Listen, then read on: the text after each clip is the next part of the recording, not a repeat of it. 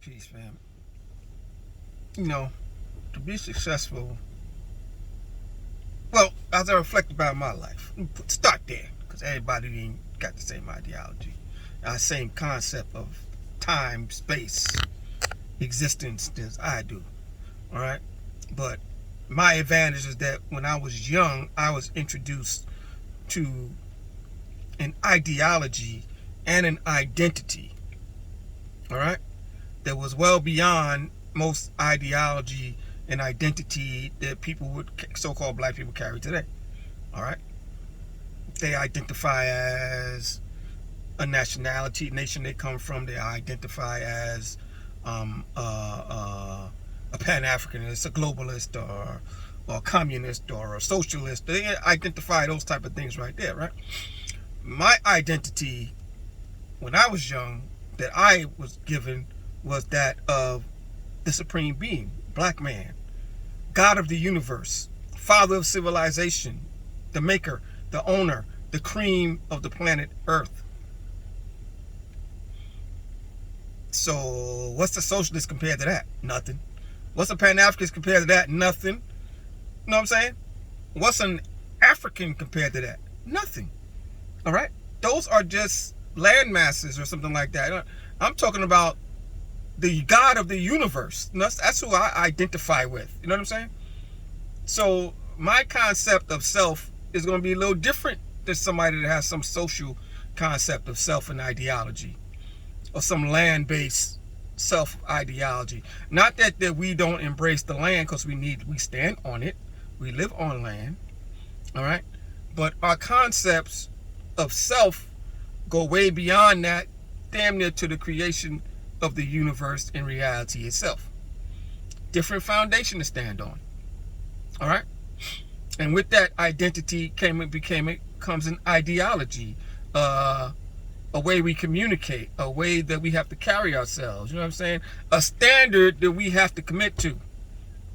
See, when you have identity and ideology at a high level, your performance is supposed to represent that. Your understanding represents that. Your ability to deal with stress and anxiety and depression is different.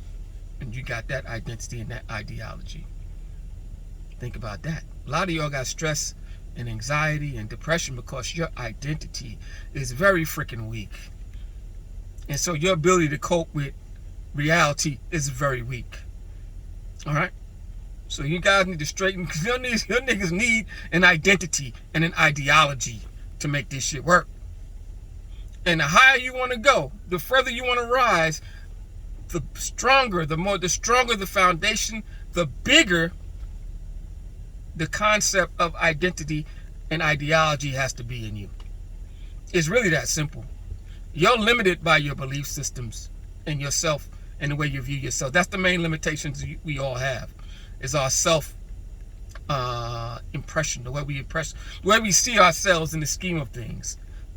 All right? That's the major limitation we all have. And if you a nigga, a coon, a spook, a shine, you ain't shit. Let's keep it real. You screwed in this piece.